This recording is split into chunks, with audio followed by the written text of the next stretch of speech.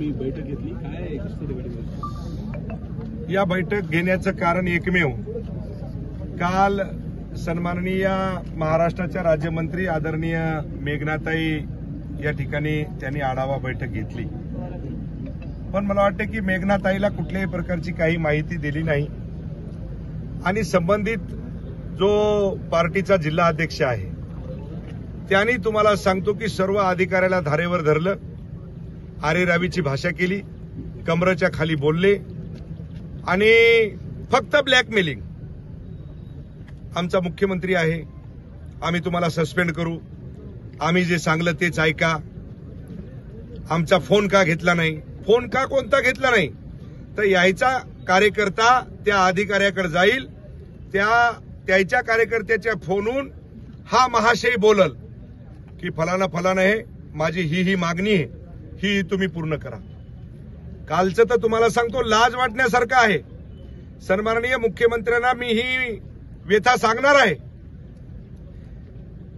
सन्माननीय या देशाचे पंतप्रधान नरेंद्रभाई मोदींनी सांगितले हर घर तिरंगा. या इथलच्या जिल्हा अध्यक्षांनी या ठिकाणी इथलच्या अधिकाऱ्याला 50,000 झेंड्याची मागणी केली. किती? 50,000 झेंड्याची मागणी केली. आम्हाला झेंडे द्या. राशन दुकानदाराकडे चाललेत, तू आम्हाला राशन देतो का नाही, नाही तर मग तुला आम्ही बदलतो. म्हणजे तुम्हाला सांगतो कलेक्टर पासून तर खालच्या कर्मचाऱ्यापर्यंत कॉन्ट्रॅक्ट बेसवरचे जे इंजिनियर आहेत त्यांना सुद्धा तुम्हाला सांगतो की पैशाची मागणी.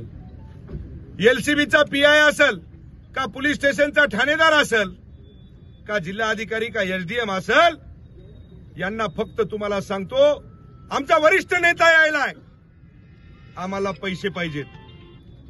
म्हणजे मला वाटते की याच्या आधी सुद्धा भारतीय जनता पार्टीचे जिल्हा अध्यक्ष आदरणीय तानाजीराव मुटकुळे होते, आदरणीय रामरावजी वडकुते होते, आदरणीय फुलाराजी शिंदे होते, आदरणीय बाबारावजी भांगर होते.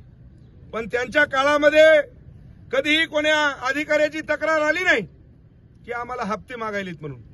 पण हे महाशय या 2 महिन्यामध्ये यांनी सदरच लावली. ग्रामसेवक सोडणं उठलं की तुम्हाला सांगतो आमचं काय, आम्ही भारतीय जनता पार्टीचे जिल्हा अध्यक्ष आहेत. यामुळे आमच्या महायुतीचं प्रतिमा हे मलिन व्हायली. त्यामुळे सन्माननीय या महाराष्ट्र राज्याचे मुख्यमंत्री सन्माननीय देवेंद्रजी फडणवीस साहेब आणि आमचे आदरणीय प्रदेश अध्यक्ष रवींद्रजी चव्हाण साहेब यांना मी जाऊन सांगणार आहे, हे मी जे बोलतोय हे खोटं नाही. या संपूर्ण अधिकाऱ्याला तुम्ही एकांतामध्ये बोलवा आणि एकांतामध्ये बोलवल्याच्या नंतर यांना तुम्ही विचारा की तुमच्याकडून पैशाची मागणी व्हायली का नाही व्हायली. हे जर मी खोटं बोलत असेल तर हे अधिकारी तुम्हाला सर्व सांगतील. माझ्या जवळचे आमदार आहेत, तुमचा एलक्यू लावतो, तुमचा फलानच करतो, तुमचं विस्तानच करतो. अरे काय लावलाय धंदा, अधिकाऱ्याने काम तरी कसं करायचं. जर अधिकारी कुठं जर चुकत असेल तर त्याला मी सुद्धा माफ करणार नाही. पण अधिकाऱ्याला तुम्हाला सांगतो जबरदस्ती त्याच्यावर दडपण टाकायचं आणि सांगायचं तू हे काम कर, तुझ्याच्यानं हे नाही झालं मी तुझा एलक्यू लावतो, माझे आमदार जवळचे आहेत, मला फलानं दे, मला बिस्तानं दे. आता ही किती मोठी लाजिरवाणी गोष्ट आहे हो. हर घर तिरंगा. आणि ते तिरंग्यासाठी जर तुम्हाला सांगतो हे पैसे घेत असतील, सन्माननीय तानाजीरावजी मुटकुळे साहेब असतील त्यांना सुद्धा मी व्यथा मांडली, वारंवार सांगितलं की साहेब हे बरोबर नाही. हे कोण तुम्ही जिल्हा अध्यक्ष केलाय, हे वारंवार पैशाच्या मागण्या करतायत, वारंवार लोकांना तुम्हाला सांगतो की धमकवतायत. ही भाषा बंद करावी. कालचे जर तुम्ही छोटे छोटे जर व्हिडिओ जर बघितले तर मला वाटतं हे चुकीचं आहे, हे कुठेतरी थांबलं पाहिजे. त्यासाठी संपूर्ण अधिकाऱ्यांना घेऊन मी कलेक्टरला सुद्धा सांगितलंय, मी एसपीना सुद्धा सांगितलंय, ठाण्याच्या पीआयला सुद्धा पैसे, जो तुम्हाला सांगतो बीड जमादार असतो ना त्याला सुद्धा पैसे. म्हणजे याच्या जर तुम्हाला सांगतो म्हणजे रेल्वेचं तिकीट काढा, बापाची ठेवी आहे आपल्या. रेल्वेचं तिकीट काढून द्यायची, विमानाचं तिकीट काढा. अरे काय धंदा लावला. मला गुजरातला स्वामीजीकडे जायचं, मला गाडीमध्ये डिझेल टाकून द्या. हा अरे काय लावलंय काय.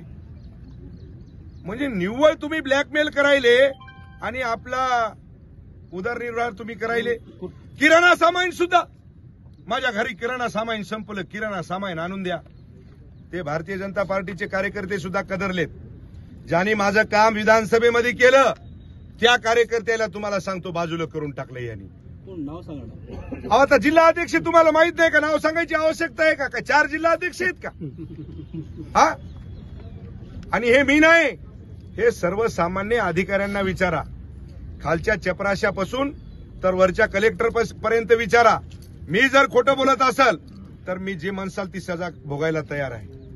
त्याच्यानंतर तुम्हाला सांगतो की म्हणजे आता हे याच्यात जर बघितलं तर तुम्हाला सांगतो, बांधकाम विभाग असेल, आरोग्य विभाग असेल, तहसील असेल, पंचायत समिती असेल, म्हणजे ज्या ज्या ठिकाणी तुम्हाला सांगतो सर्व अधिकारी त्रस्त झालेत या 2 महिन्यामध्ये. अधिकाऱ्यांनी मला काल तुम्हाला सांगतो रडून सांगितलं की साहेब आम्ही काम तरी कसं करायचं. अहो ज्या कळमनुरी मतदारसंघामध्ये आमचे कामं चालू आहेत त्या कामावर जायचं, तुम्हाला भेटला नाही का? भेटायचं तुम्हाला नाही. मी जिल्हा अध्यक्ष आहे, मी भारतीय जनता पार्टीचा जिल्हा अध्यक्ष आहे. मला देवेंद्रजी फडणवीस साहेब, माझ्यावर तुम्ही विश्वास ठेवू नका, पण आपल्या पार्टीच्या लोकप्रतिनिधी आणि आपल्या पार्टीचे जे कार्यकर्ते आहेत त्यांना तुम्ही विचारा. हे जर वस्तुस्थिती जर नसेल, तुम्ही तुमची टीम पाठवा, या अधिकाऱ्यांना विचारा. मी जर चूक म्हणत असाल तुम्ही मला जी शिक्षा देसाल ती मी भोगायला तयार आहे. खरं तर मग महायुतीत धुसभूस बनायचं कसं आहे आता असं म्हणलं तर? महायुतीमध्ये धुसभूस नाही, हा महायुतीचा प्रश्न नाही, हा भारतीय जनता पार्टीचा प्रश्न नाही, हा प्रश्न वैयक्तिक माजी आमदाराचा आहे. गैरफायदा त्या पदाचा घेतोय हे मला या जनतेच्या समोर तुम्हाला सांगायचं आहे. खरं तर तुम्ही नाव न घेता टीका करताय, मग ह्याचे काही व्हिडिओ वगैरे काही आले का? पुरावे आहेत का काय? अहो आता तुम्हाला सांगतो, हे अधिकारी बिचारे घाबरलेले असतात, हे बिचारे भीतात.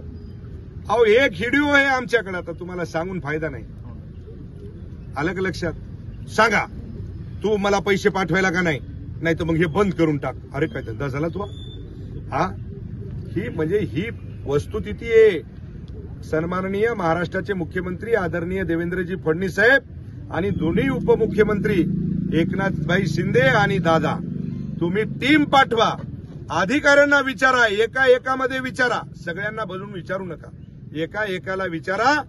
हे सगळं भांड तुम्हाला उघडत क्लीन एकदम आरशासारखं स्वच्छ दिसल्याशिवाय राहणार नाही.